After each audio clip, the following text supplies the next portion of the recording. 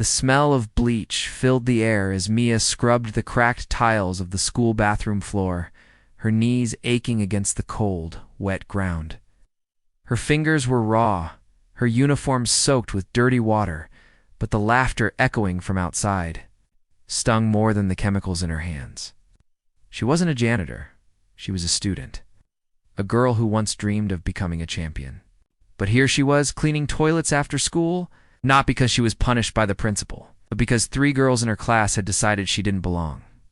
Asterisk 2 months ago, Mia was invisible. A quiet transfer student with thrift store. Shoes and a backpack held together by safety pins. She had just moved to the city with her mom, who worked double shifts at a diner just to pay rent. They lived in a tiny apartment above a noisy corner shop, and the only thing Mia had that made her feel powerful was her karate belt, tucked safely at the bottom of her school bag. Hidden from the world that only saw her poverty. Asterisk at Franklin. Hi. Students wore brand names like armor. Appearance was everything.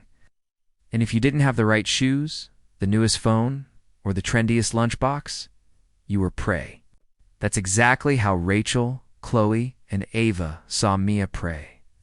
Every day they picked a new way to humiliate her. They'd spill juice on her chair, trip her in the hallway, and worst of all, laugh when she cried. But it wasn't just pranks. Asterisk 1. Friday, after gym class, they cornered her in the locker room. Asterisk, you want to eat lunch with us? Rachel had asked, her voice sickeningly sweet.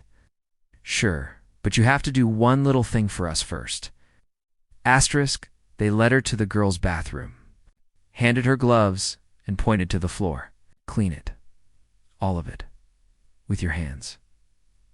Asterisk, Mia had frozen. Her heart pounded with shame and fury, but her mouth stayed shut. She didn't want trouble. She didn't want to be a burden to her mother, so she knelt down, scrubbed asterisk, and they kept coming back every week. Every chore worse than the last. Mia's spirit began to bend, but not break. Asterisk, because deep inside her, buried beneath the bruises and humiliation, was a memory. Her father, before he passed away, used to say, strength isn't in your fists, it's in your will. A black belt is just a piece of cloth unless your heart is tied to it. And Mia's heart had never untied. One day, after another long round of forced bathroom duty, she went home and stared at her reflection.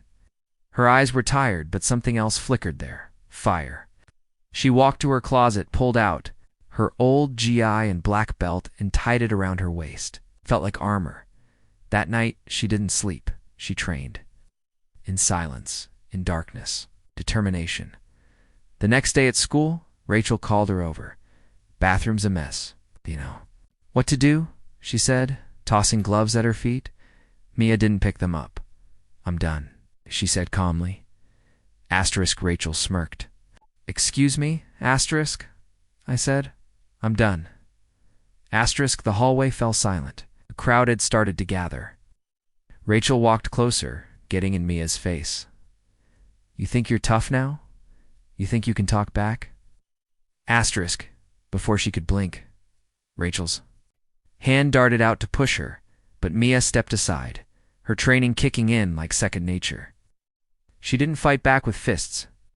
She didn't have to.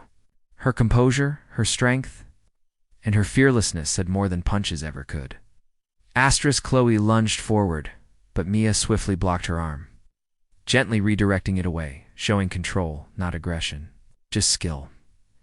Asterisk, a teacher finally arrived and pulled them apart. Rachel and her gang were sent to the office. Witnesses had seen everything. Videos were already making rounds. The school counselor, shocked by the truth of what Mia had endured, finally listened. And this time, so did everyone else. Asterisk, over the following weeks, the bullying stopped. But more than that, people started noticing Mia, not for her shoes or clothes, but for her courage. She started a self-defense club for girls who felt helpless. Her first lesson, power isn't about hurting others. It's about protecting